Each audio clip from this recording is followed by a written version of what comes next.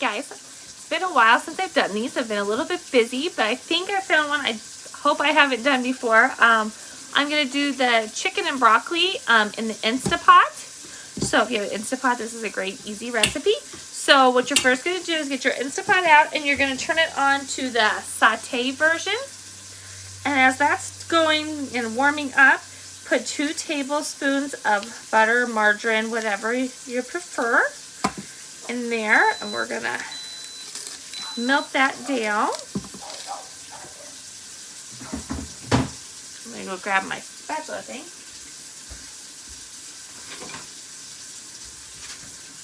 Sorry for the water in the background. My chicken isn't quite defrosted. So, as that heats up, while that's heating up, if you then you want to take an onion.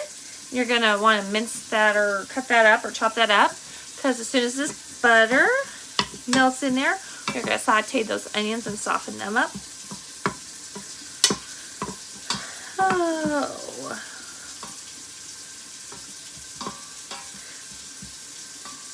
And I will fair warn you that this with the cheese gets a little sticky at the end.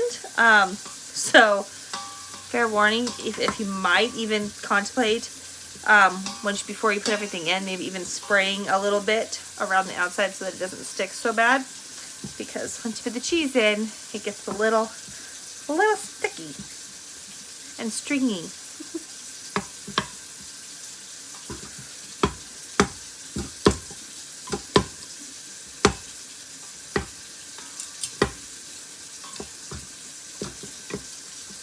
As it gets closer to Christmas, I will probably try to do some more videos of the Christmas, like candy and cookies and different things that that our household makes that are wonderful, and then we like to hand them out just for fun.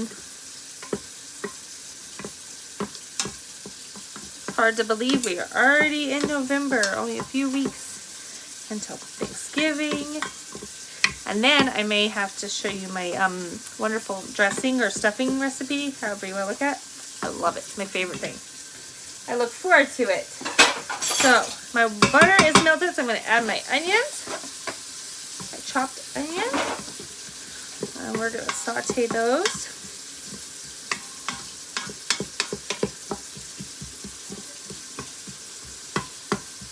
And while like this is happening, you can be cutting up your broccoli, grabbing the rest of your ingredients. There's not a lot of ingredients, but like I said, the chopping is probably the most time-consuming part of it.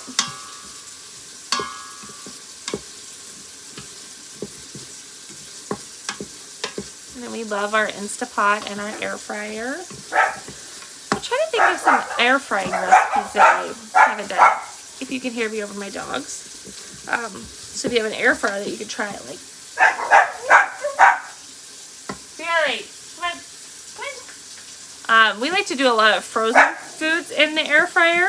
They make them nice and crispy. We also like to do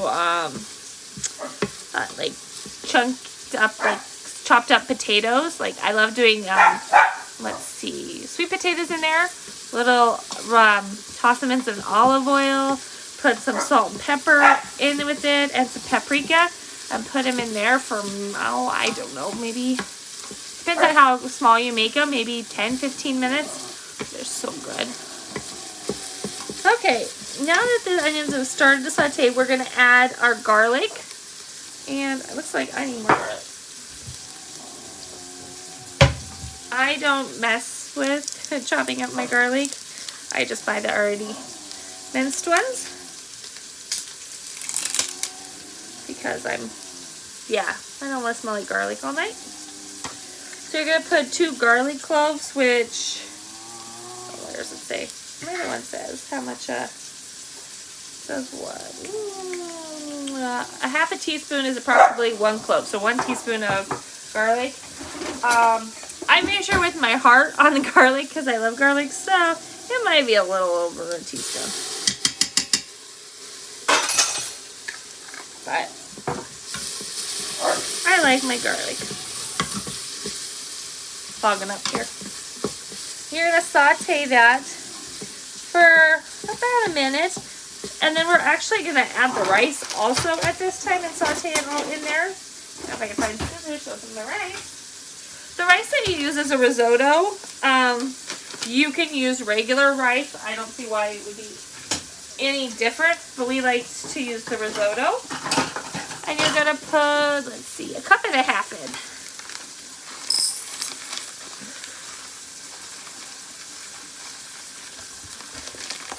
If I can hold the bag and pour at the same time. There's 1.5.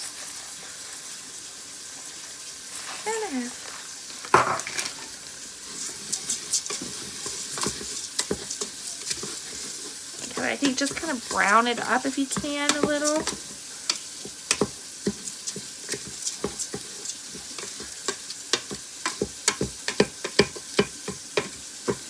I feel like the risotto makes it like fancier than regular rice. I don't know.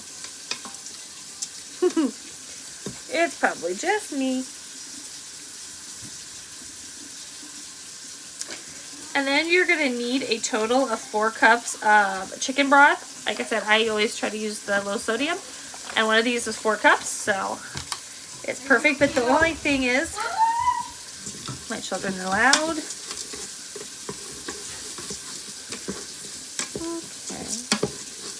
It says to go ahead, because it kind of starts to stick. So you're going to add a cup right now while you're doing this and let that cook for a little bit. I'm not sure how necessary it is, but that's if it starts, the rice and stuff starts to stick to the bottom. And then you're going to go ahead and let that sit for a couple of minutes.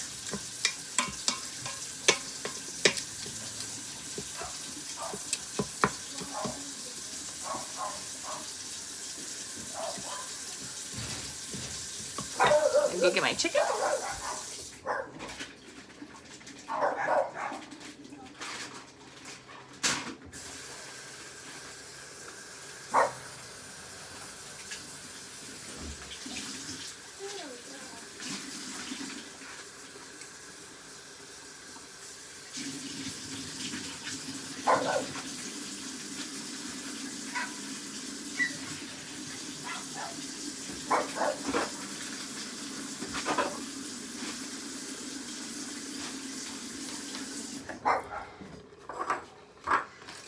My chicken wasn't quite frosted, so I might give it a little extra time when I go to cook it, just because they're a little frozen still. They were still stuck together.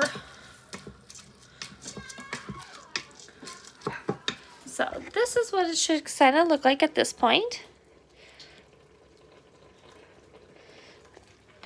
So then after that, this is, like I said, super easy. You're going to go ahead and pour the rest of your chicken broth on, or in the container.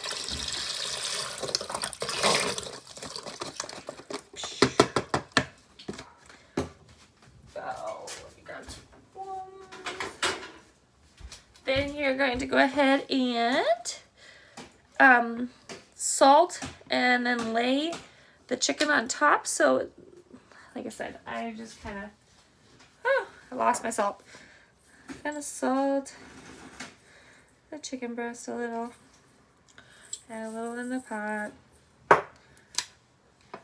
This is also why I get the low sodium, because we need all this salt. Okay, and then you set your chicken breast in there. And then we're going to cover the pot. Make sure our dial's off, and we are going to pressure cook and set the manual button to cook 10 minutes on high pressure. And then once the time is up, let the pot sit for another 10 minutes before you remove for venting. It says if you're using frozen broccoli florets, you can put them in a colander and run them through hot water, shake off the excess water, and then stir them in. If you're using broccoli florets, you can do one of two things. For faster, you could go ahead and just put them in a microwave and do it that way. Or second idea is to add the fresh broccoli to the pot after the pressure has released, and then put the lid back on and let them stand. Let them cook on the warm setting with the lid on for about 20 minutes. it all seems a little crazy. So in all honesty, I usually just throw them in and it's fine. I don't usually have any problems. Like I said, if you choose to cook your broccoli in the microwave and soften it and then add it in later, you can do it that way so it's a little crunchier. I don't like giving myself any more extra steps than I really need. So I usually just add it in because we like, I'm sure it always says 1 head of broccoli. We put in 2. The kids and I like it, so we usually just add it in. Yeah. So that is what I do. So then go ahead and shut it. And like I said, it says for 10 minutes. I'm going to do mine for a little bit longer because like I said, my chicken breasts are still frozen. I'm not going to go a lot over just because it's amazing what this machine can do. I'm going to go for like 13 minutes.